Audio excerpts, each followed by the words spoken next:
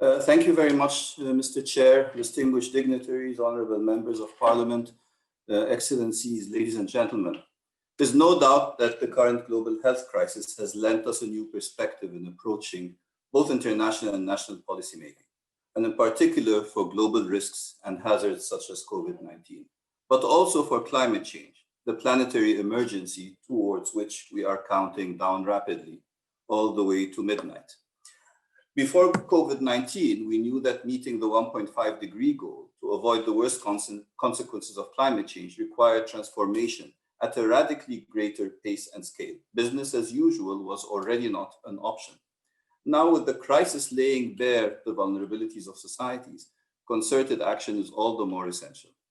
Now, the major recovery effort needed in the wake of COVID-19 offers an opportunity to reorient our regulatory environments, our policies, and our plans in such a way as to build resilience, not only to climate change, but also many other major challenges facing humanity that are on the 2030 Agenda for Sustainable Development.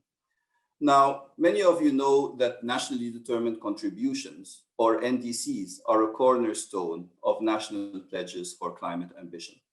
In the coming period, many revised or new NDCs and long-term low-emission development strategies, which we call LTSs, must be enabled and submitted.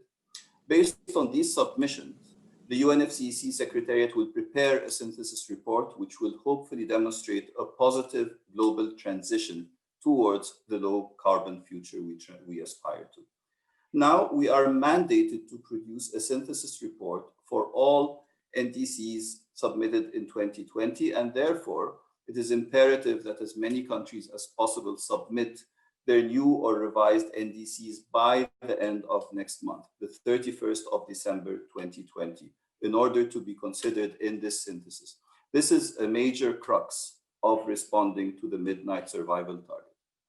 National legislation is obviously an important complement to international policymaking, and the Grantham Institute reports that since 1997, the number of climate change laws and policies has doubled every 4 to 5 years. Roughly half of the legislation has been passed by the legislative branch and half by the executive branch. We're also noticing that as the number of climate laws rose, the pace of new legislation is leveling off.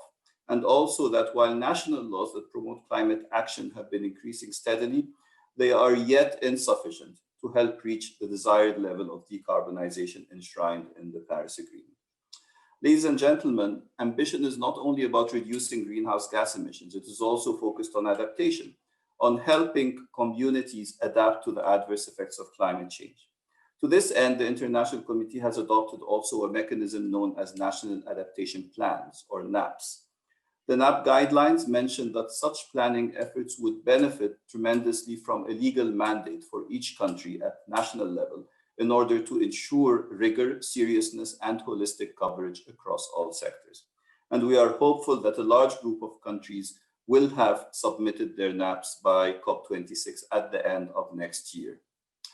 Ladies and gentlemen, the Climate Vulnerable Forum has consistently called for the highest possible climate ambition in line with the Paris goals.